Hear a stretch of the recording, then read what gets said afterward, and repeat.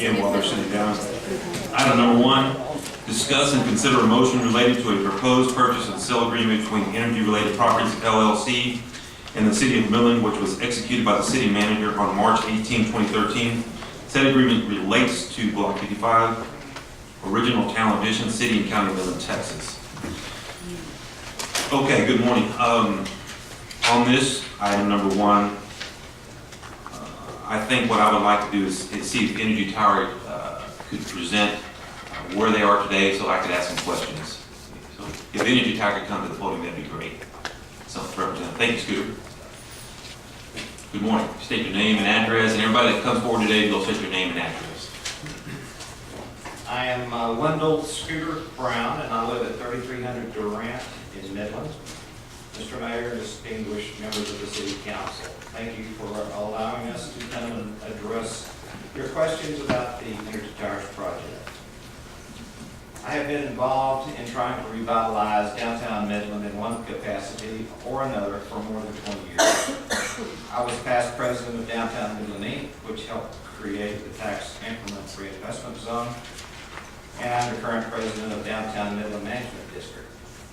Our private investment group now owns and manages over 1 million square feet of office and industrial space in Midland, and we are the largest single office building owners and taxpayers in downtown Midland. It has long been our dream to see a signature development project for downtown Midland that would significantly change the character of downtown from a 9-to-5 workplace to a 24/7 community of people that can live, work, and play downtown. Unfortunately, no signature project previously presented itself to the community. However, we were excited about the prospects of our proposed Energy Tower becoming this signature project. With its retail, restaurants, entertainment, office, hotel, and condo living aspects, we felt that these amenities would transform the heart of Midland into the vibrant live, work, play community that we so badly need. Midland is in a unique position as a center of oil production in the United States, and therefore we are the focus of tremendous capital investment by international and local oil and gas companies. These companies demand modern office facilities to house their new workers, including many young, highly educated professionals that are being recruited from around the world. We originally showcased the single 58-story mixed-use project over a year and a half ago to gauge the interest of all parties in the proposed new development. This included the community, office and retail tenants, condo owners, and hotel operators. After presenting a series of public show-and-tell sessions to all of these constituents, we were encouraged by the strong support from a majority of these groups. As evidence, we are in final discussions with a significant anchor tenant that will take up to 30% of the office space, a multi-screen theater with 9 screens, several restaurant and retail outlets. We have 2 new hotels competing for the rights to be associated with the Energy Towers. During this design and development period, we continue to work with our architects to finalize the specs for the development of the tower. Also during this time, we worked out an incentive plan with the City Council and the City Manager that would allow our project to succeed and be competitive. Please remember that according to the independent economic analysis by Angelo Associates, the Energy Tower project will generate over $1 billion in new economic activity for the community. The agreement that we finally reached with the City Council and City Manager allowed us until September 1 of this year, with some extensions provided, to enter into a development agreement with the city to specify the technical terms to tear down the old courthouse and develop the new project. I would like to remind the council that we have not asked for an extension of the original timeline. However, after we signed the agreement with the city, we continue to hear from some within the community about their strong reservations over the height of the 58-story tower. We held several discussions with various groups and leaders in the community, and including some of us here in the room today. After much debate among our partners and architects, we decided that the height was becoming a needless distraction to the completion of the project. Therefore, we decided to take the time and spend the additional money to redesign the project to lower the overall height while retaining essentially the same scope as originally presented. As a result of this redesign, we now have a beautiful twin energy towers project that satisfies most people's concern about scale. While in the process of this redesign, we continue to move forward by bringing in contractors to assess the preliminary site conditions required before either demolition or construction could commence. This included asbestos abatement surveys, soil and ground surveys. We are now proceeding per the terms of our agreement with the city to enter into the final development agreement. We are at the critical point where we must have your continued support for the development of this over $300 million multi-use facility. This infrastructure package with associated amenities are desperately needed to position Midland for both long-term economic growth as well as helping to deliver a modern, high-quality lifestyle. Our development group strongly believes that, one, we have an agreement in place with the city that requires us to deliver to you a satisfactory development agreement for your approval. Two, we are proceeding in good faith based upon the word of the City Council to fulfill our requirements to accept the deed to the courthouse and build energy towers. Three, overall, our perception is that the community is excited about the energy towers project and is looking forward to having access to world-class multi-use facilities.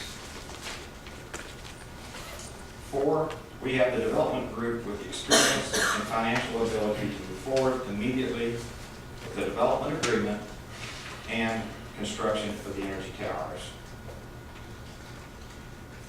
We think that the vote to allow energy towers to continue is also a vote to help keep future energy tax increases lower or at bay. I ask for your support today to please consider the effect of your decisions today as an indicator of both the local community, or to the local community and the world at large, of how our city views progress.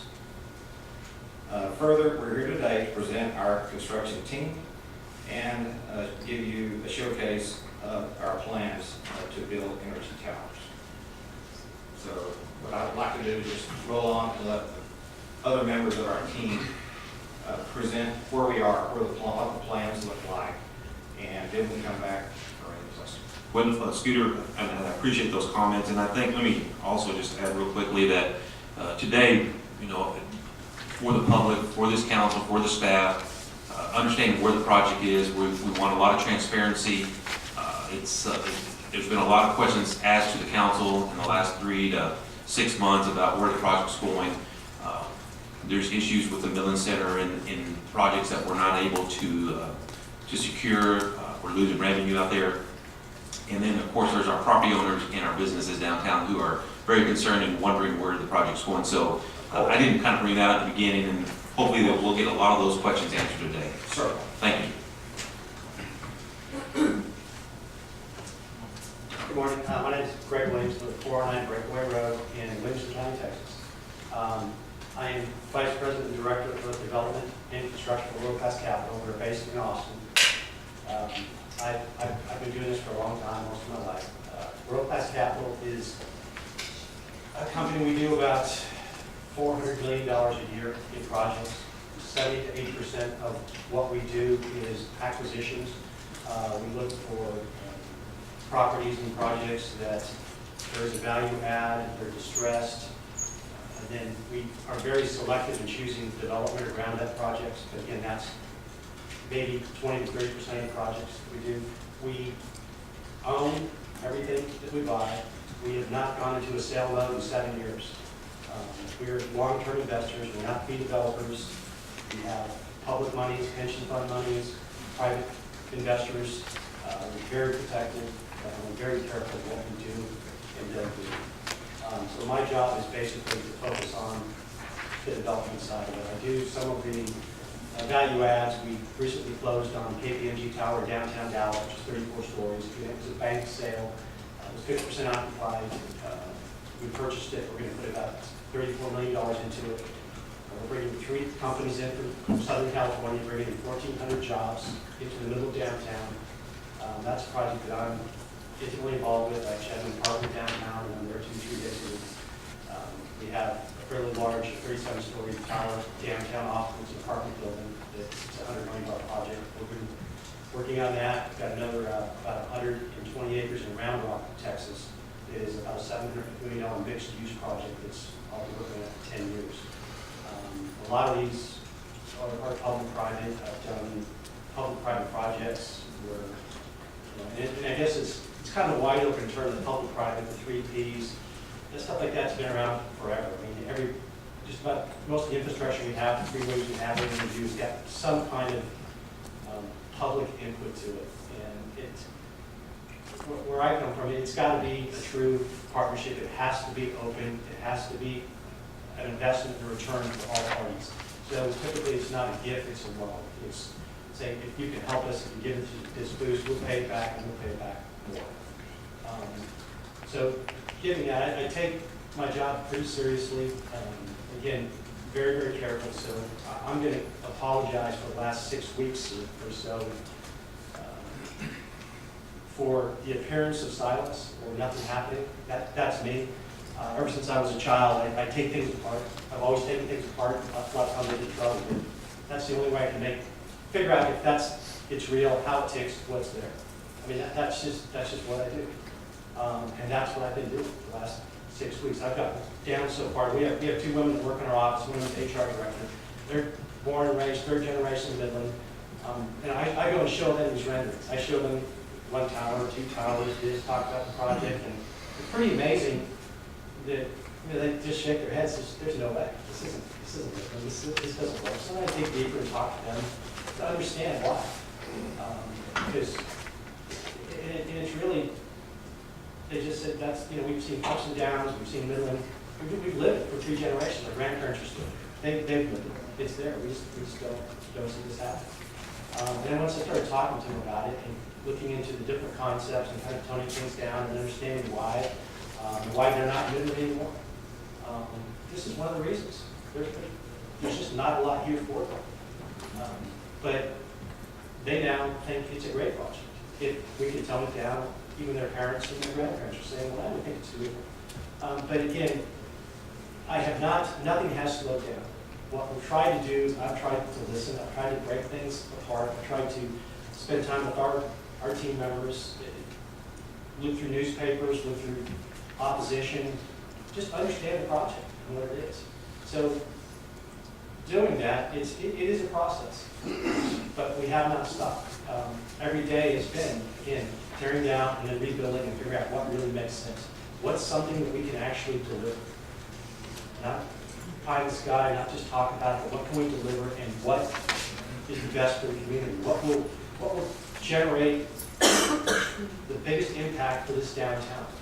And covering a 3-block area versus a 1-block area, working with the community on designing the park. And one of the things we're looking at is just got to peel back away from the park and the community input there. We need to figure out what the community wants that park to be. And then we need to drive it and make sure that's what they do. The surrounding streets, we need to make sure that they're wide, they're walkable, the trees, everything is there to set the stage for further development.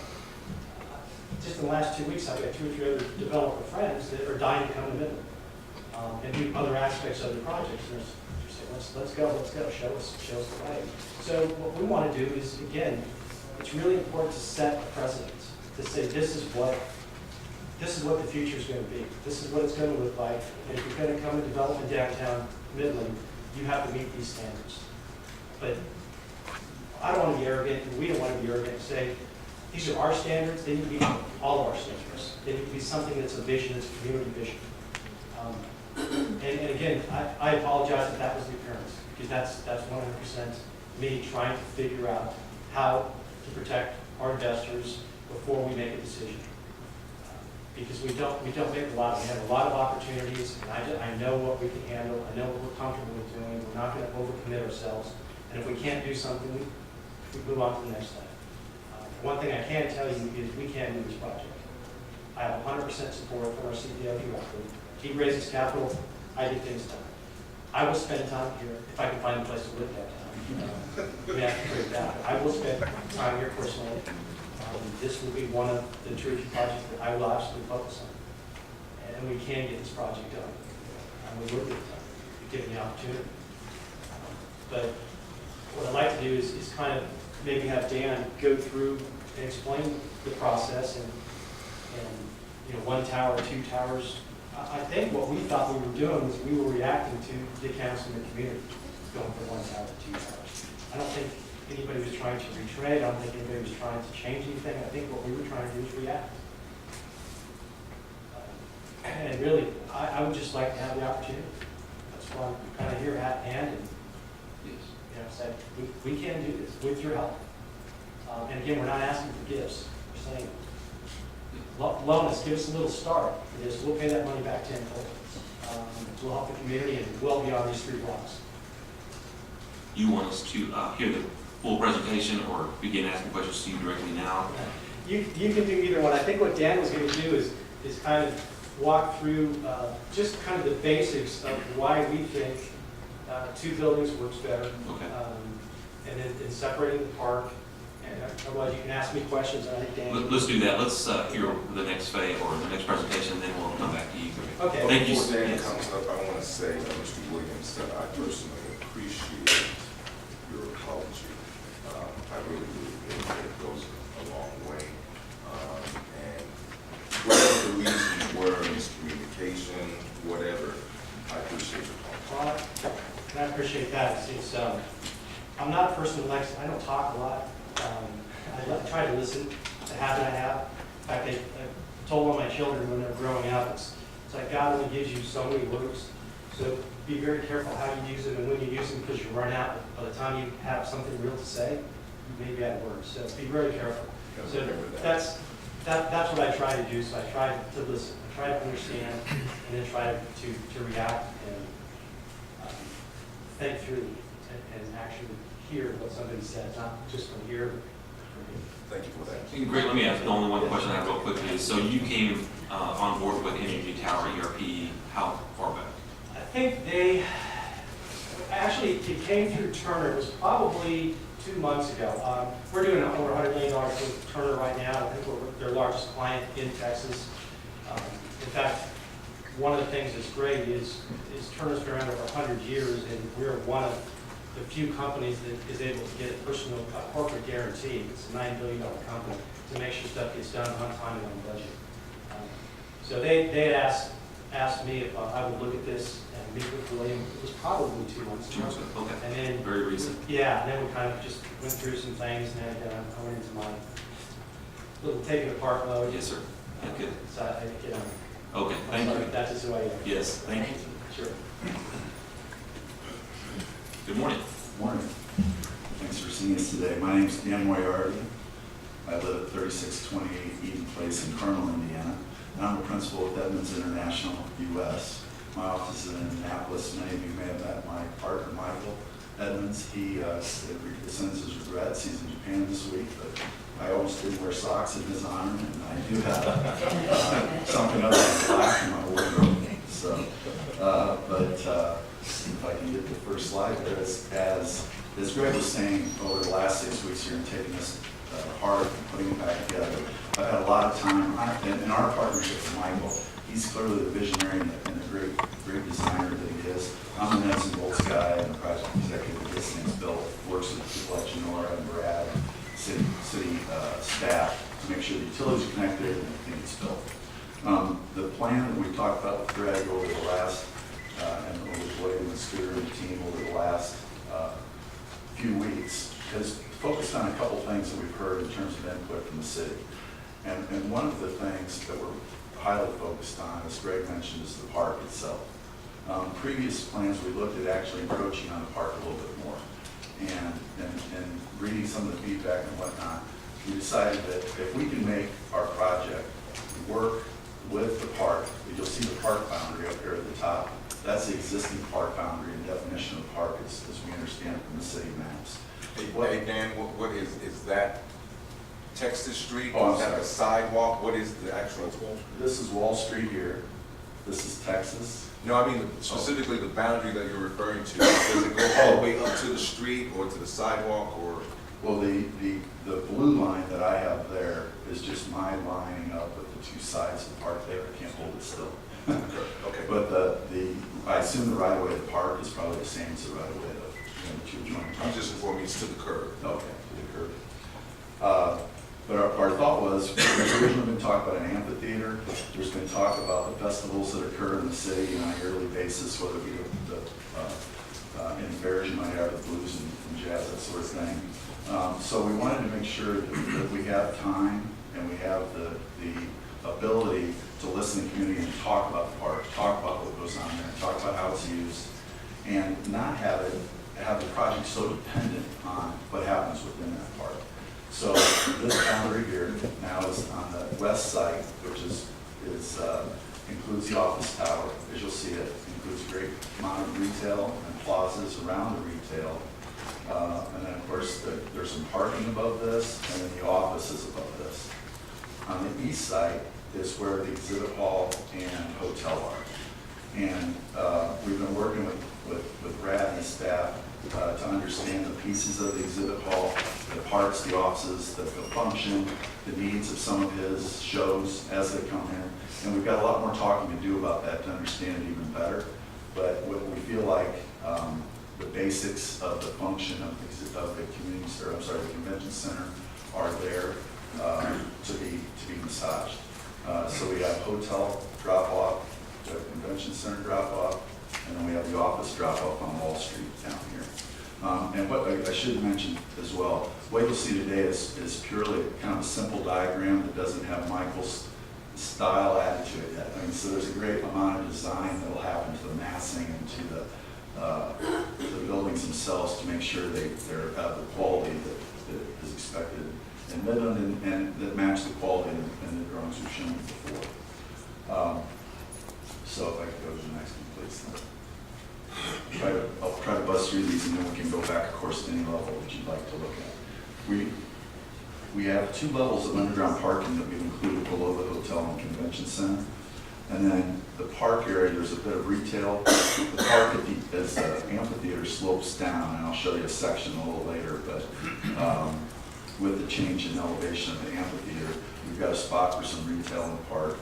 And then the theater entrance is there with the Scooter mentioned, the 9-screen theater is below grade at the back where we don't need the view or the light.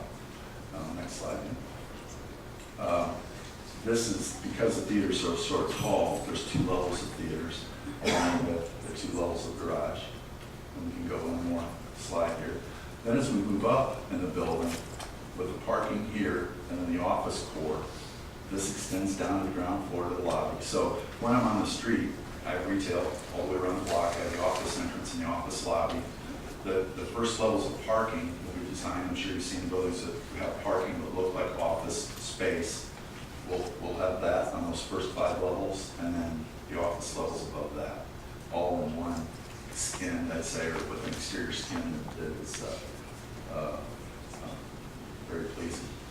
You see the park below, again, in its entirety staying as a unit. And then we have the upper exhibit hall, meeting rooms, and offices for the city. There was mention of Chamber of Commerce needing office, the Midland, downtown Midland group, the convention center itself, a few others. So these were all, I guess you'd say, support offices of the convention function. Then the next slide. This again just shows the office above the parking, convention center and park below them. And we also now have the opportunity on these roofs here, and you'll see on the next, go ahead and go to the next slide, sir. This is the top of the garage. We'll be able to develop that as kind of an elevated urban park for the office users on top of the garage, as well as when we work with the hotel supplier, or I'm sorry, the hotel manager, you know, this is a spot that would be great for the pool, things like that they like to have with the hotel itself. to make sure I understand, 2 levels underground, theater, and then 5 levels of parking, and then you have that rooftop and then the office. Correct. That's correct. And I think there'll be a little better shot here in a second. This is just a typical hotel floor to give us an idea of scale. How many rooms are there? How many do we need to hit the 276 target that we've talked about? Next slide. And this is a typical office floor plate, and you can see it's very simple, it's very efficient. One of the things that's been part of this redesign is in working with a major tenant who was interested in, as Scooter said, 7 to 8 floors of the office. We redesigned the depth of the office because they were looking for literally a 42'6" depth from the core to the outside face of the wall. They also were looking for a little bit different service arrangement, so we redesigned the service to work for that tenant, and also the floor plate size itself grew a little bit. So this has been specifically designed with their architect. They have their own architect who works in their space to make sure it's as efficient as it can be for the tenant. Next slide, then. This is a section through the 2 towers that shows you the park is here, and you can see we've got a section shown through the amphitheater there that can be there or not. And again, that's part of the thing that Greg talked about. We'd like to talk to the group about the best ways to handle that. You see, there's the theaters, and then there's the level of retail all the way around the block, the offices, the hotel, the convention center. And then the next slide, please. This is just, again, a very simple block massing of the building without it's been exploded, so as we call it, so it's been pulled apart. So the floors, you can see the various pieces. And then the colors, of course, are there just for coding and functions. And this shows the 2 levels of underground parking below the hotel and convention. It shows the convention center here. The convention center will have its own entrance, its own breakout space, its own service. It can be a very dominant building on the site. It doesn't have to, we want to make sure it doesn't absorb into the hotel or lose its identity, I guess you'd say, with the hotel functions, but still has a nice ability to make an impact on the street. There's the park again, the exploded parking, the office, and the theaters pulled off. So a couple of things that have come out of this redesign that we're pretty excited about is one, the timing has improved overall. I mean, the original delivery of this building has been speeded up quite a lot by this change, which is something the tenants are, of course, very interested in, as well as the ownership team. We believe the scale's improved with the size of the buildings, the layout of the 3 blocks. That was something we heard from the City Council and from the community we wanted to respond to. We think the convention center with the hotel as a group functions better, and I think they would agree with that. You'd be able to take an elevator from your room down to the show and back, eat at the restaurant. We have based on tenant questions and desires to make sure it's leasable. We have Colliers has been working on leasing with a variety of different users that are all nationally known and great businesses, but they have a lot of choices in where they go. So we've got to make sure that we give them a project that makes it easy for them to choose to go there. We don't want to create obstacles for leasing. So that's one of my jobs. And the last, of course, is just the net park impact. That if we can stay off the park with our buildings, then it's free to become what the community wants it to become. I think the last 2 slides are just other angles and show you the same. I guess it's that kind of rust color is retail all the way around the street here. And you can see the green roofs of the parking garage. And that's it. How many parking spots are you proposing in this project? How many parking spots are you proposing? 1,800. Do you feel that the $50 million tax base for the city should stay the same level since the scope of the parking was decreased on what we were going to pay for? That's probably a question for ownership. That's not my pay grade. How many square feet will the addition be? 55,000.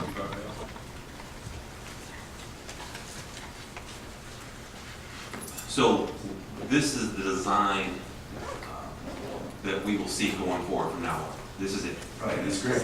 It's great mentioning. He interrupted. Yes. This is where we are now. Okay. Right now, what we would like to do is integrate into this process. Our thoughts. Your thoughts? Okay.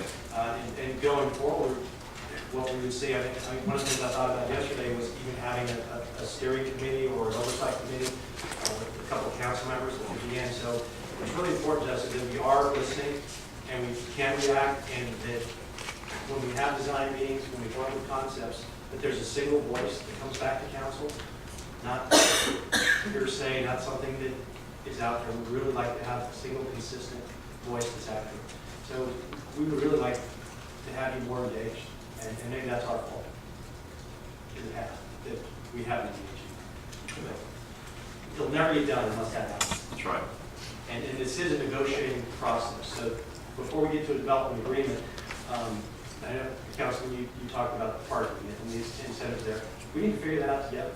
We need to figure that out over this next month and a half to 2 months. I mean, nothing's set in stone. It's a process, and we have to figure it out. The original term sheet was for a specific number of parking spaces that the city would own based on this design, and presuming that we follow the original term sheet, what is your thinking on what parking spots the city would actually own? We don't think the city should have any parking spaces. We would like to own parking spaces. And we can make parking spaces available. We can work out agreements for if there are, the conference centers has public events a few times a year, and we donate those spaces. We don't charge for those spaces. That's all part of what needs to happen. Is really Part of the part of term this sheet. negotiating the term sheet and ultimate development agreement. It's funny, we were walking, Dan and we were walking around the blocks last night, and just simple things. I just asked about the sidewalks, the boundaries, how far out do we go? What does this look like? How, and we really don't know. How wide those sidewalks, if they're going to change, if they should come in, what the planting should be. There are utilities strewn all through that area. How that gets cleaned up, how it will affect anything. It's going to be a lot of work, but it takes a lot of input, direct input, not going back and forth. And again, we don't want to be here. This is a community project. Even if we're paying for it, it's a community project. It's going to have a tremendous impact for the long term. Based on the agreement that we had initially talked about and had in place, we talked about the parking spaces, the green space. It sounds like we're pretty clear now on the green space that it is owned by the public and it's public space, and that we really can't get on that without a vote. And so I think I'm hearing y'all to stay away from that unless you hear the public say we want to see something there. Yeah, what we would like to do is during this process, we'll pay for it, and we'd like to sponsor some charrettes to basically invite the public in to really see what they want. Because the one thing we do have to be cognizant of is that sits between two buildings, and what happens there affects everything else. We need to make sure that something happens to it. So if you put some community people on the steering committee and we change that design dramatically, I guess my concern is how far does it move this project back? It won't. Right now, the park is a separate project. We're going to take the time, we're going to do whatever it takes to make sure the community is getting what they want there. How about on the two buildings though? If the steering committee says something about the buildings, because I think I heard you say you would like some input on the towers, We would. So I think does that affect the timeline? possibly, but I think we have, I guess, deconstructed this thing in so many different ways that I think Dan, through a meeting, through a 2 or 3 hour work session, could probably come up with just about any iteration. And then I think some of the financial models and stuff we've been running, we can pretty much figure out just about anything. I think it's discussing publicly and everyone understanding why we think this is best, and then we listen. Well, we have a problem with this or this, and then we can explain financially it affects this way, or physically may affect the egress, how the building's looked at. Sure. We need to have answers. Well, I appreciate that, and I'll just throw this so you know, because you're kind of new to the project, is we've seen the design in magazines, publications 3 different times, and it's always been something different, and we have never seen anything. So I appreciate you that you're asking us to come to the table now so that we know before everybody else knows. It's been a concern. We don't want that to happen, trust me. I mean, I think 10 days ago when I came in town, that's what I said, is I don't want pictures, I don't want, until we all decide what it's going to be, not us. It just should be out there. Yeah. There's nothing worse than a false promise. Nothing. Okay. I have 4 children, so I can't even use the word promise unless I can have something to do. Because they don't forget. What, so the steps for the courthouse, the demolition, nothing can happen until that is removed. So just kind of talk a little bit about the courthouse, where you're at in there and what your thoughts Well, are. my main concern with the courthouse when I got involved was that it's not going to hold the project up. I think demolition plans are virtually done. They're there. Design, we can break it, we can, I guess, if we completed our agreement, development got approved the end of September, we could start demolition of the courthouse immediately. One thing we have to be careful of is title-wise, we have to have at least a 90 to 120 day period between actually doing construction on something and trying to get clear title when we close the construction on. So that would be the only time frame that would hinder that. But I'm not worried about the courthouse coming down. I know symbolically it means a lot, it's there. And if that comes down and we have 2 sets of fences around both sites that have a vision on it, nothing stimulates a community better than seeing, okay, it's down, now we're working up. But I'm also very careful to plan things. And I don't want false starts. I don't want something to start and nothing happen for 60 days or 90 days. I'd rather, on a project that if you lose momentum, and I think basically this is loss of momentum over a period, and again, that's maybe my fault, but I don't like to lose momentum. Once we start, once we figure out how to get the staff here, the people here to build it, that's another reason to have turnover. They can get people, it's a national company, so I want to keep it. So that question then leads to your tenant that you have. You mentioned that it has 28% of the space. There's no issue with time. I guess y'all, there's a good understanding of the timeline of what it's going to take to get through council meetings and so forth, public hearings or whatever it may take to demolition of the courthouse, and then your project gets started. I think if design can keep going, and we keep moving forward over the next 6 to 8 weeks, we can have things designed and ready actually to pull permits by the time the courthouse comes down. So the courthouse comes down, we're ready to pull permits. We're ready to start going up. Do you think once construction's, and I'm getting probably more into it, but the construction starts, then you see more tenants sign up because you have the one that you mentioned? We absolutely feel that will gain momentum. I mean, it becomes reality.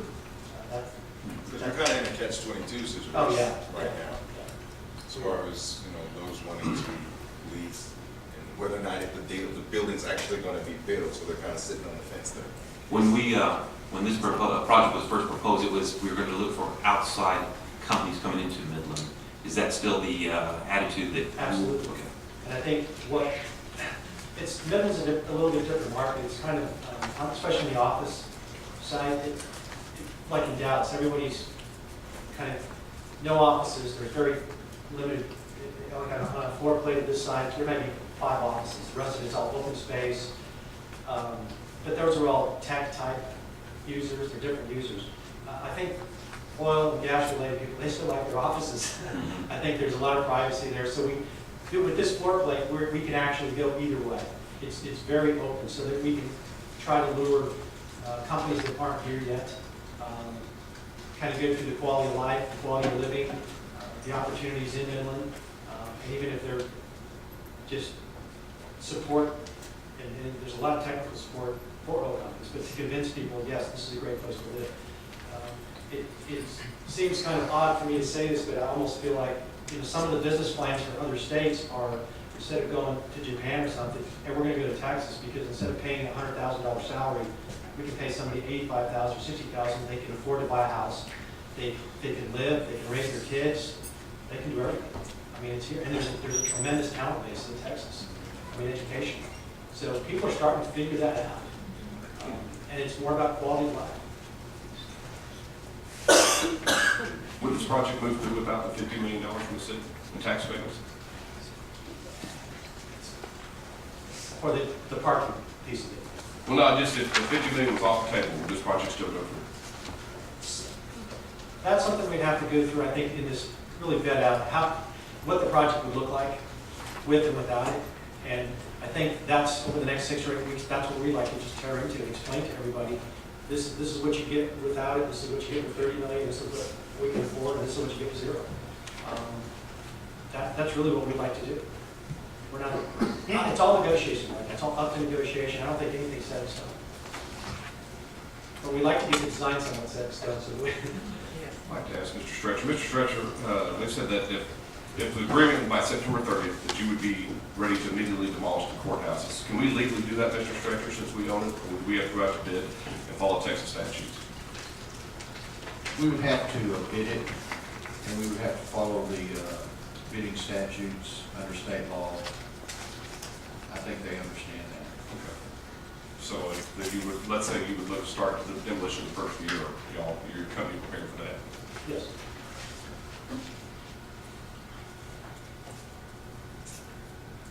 Questions on this end?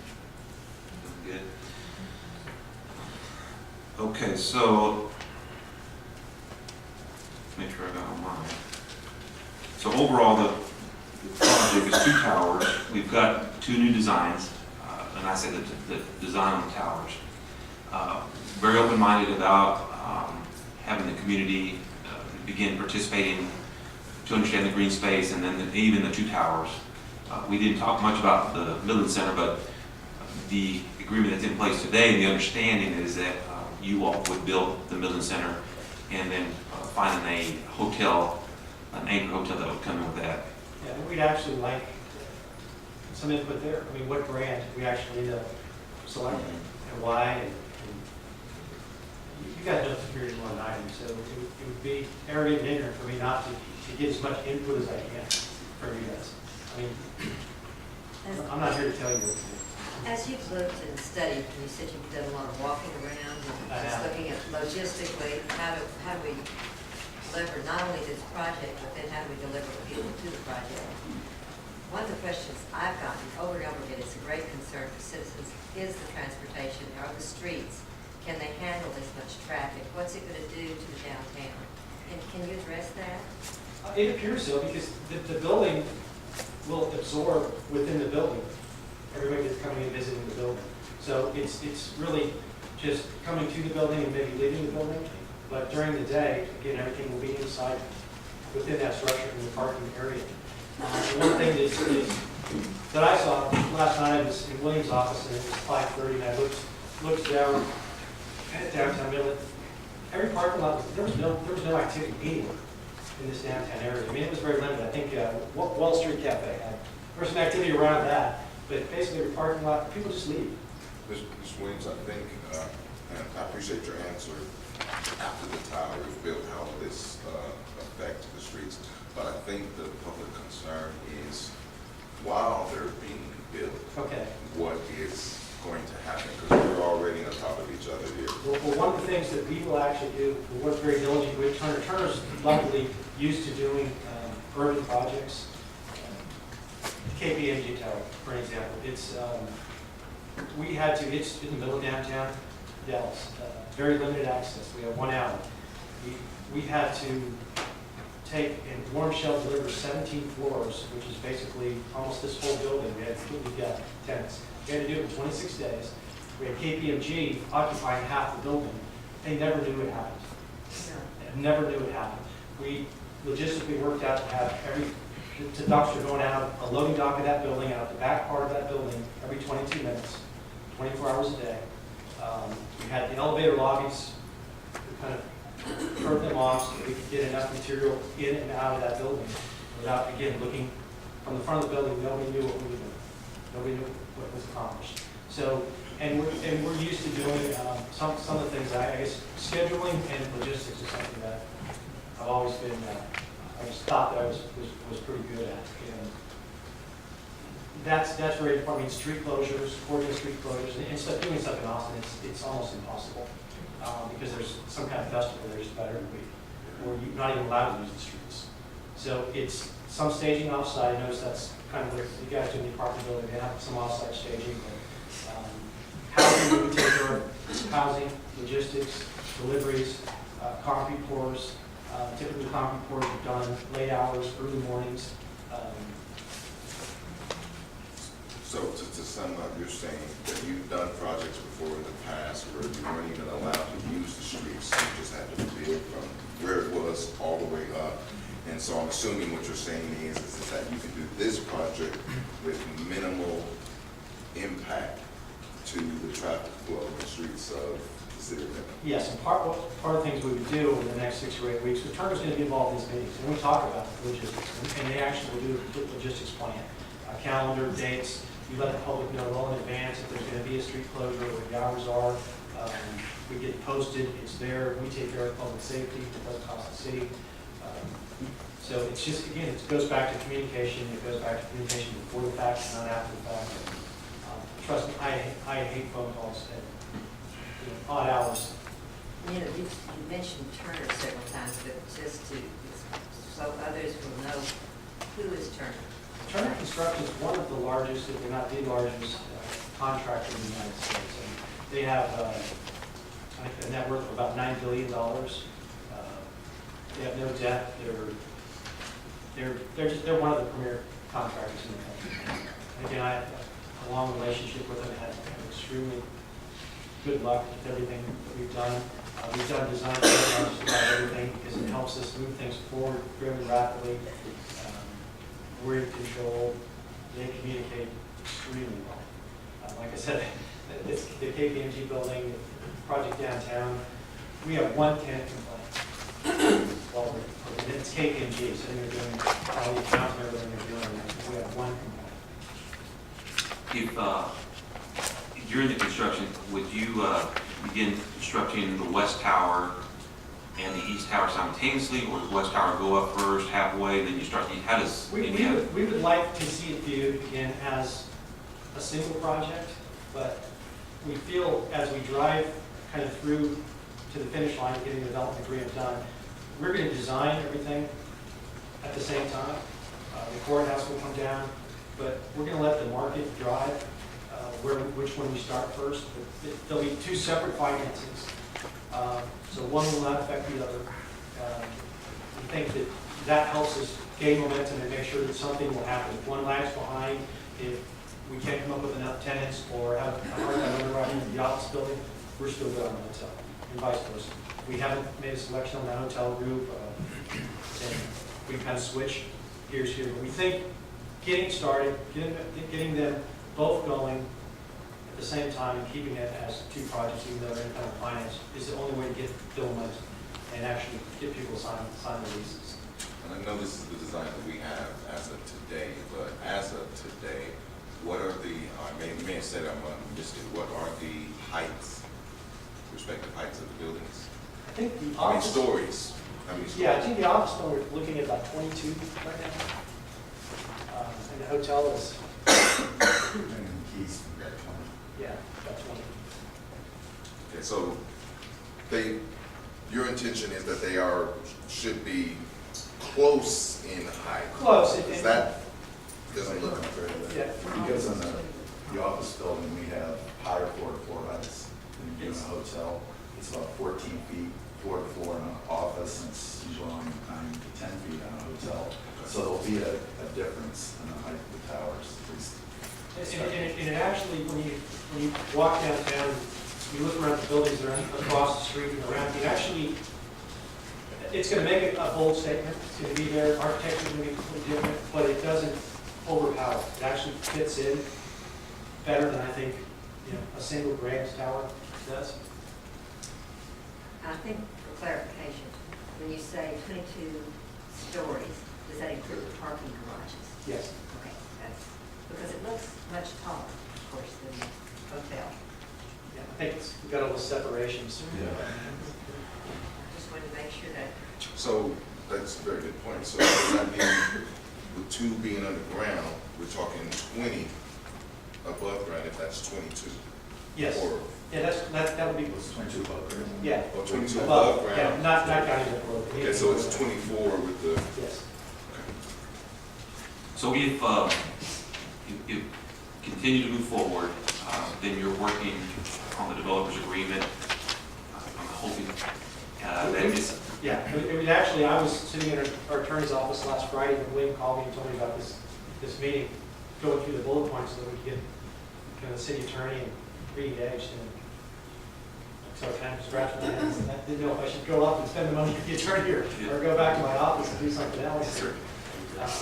But again, I started thinking about it, and then I started feeling bad again. I think, gosh, this is probably me. It's probably been my lack of being here for a while. so the public understands the developer agreement was what's going to pull everything together. It will. That's What I'm saying is we are moving in that, your company's moving in that direction. absolutely. Okay. Questions? Well, and thank you. This has been very good. It's been very helpful for me personally in trying to understand where the project's at, bring some clarity. As I stated, there's been several designs. The council has been questioning quite a bit from the community of how we're going to handle this, and transportation, the traffic, congestion, the designs, when is it going up, the demolition. So I think you've answered quite a bit of that. I think there is probably now concern with the other two council members not being here that they need to hear this presentation and need to hear some of these questions. I know that'll be an issue. I can tell you with yourself coming on board and maybe bringing the business perspective that we really haven't heard. We've heard a lot about the design, of course, and what we would like, Energy Tower would like to be downtown. So this helps a lot to bring the business component of it. And we really appreciate that. Thank you. Or I appreciate that. Yeah, Mr. Mayor, I'll tell you what, I've had, I've lacked confidence in the project for a while, mainly because I haven't been involved in it directly like a lot of you have on the council. When folks around town ask me, is Energy Tower going to go? I always tell them, I don't know. I kind of doubt it at this point, is what I've been saying. Based on what I've heard today, I have more confidence that the project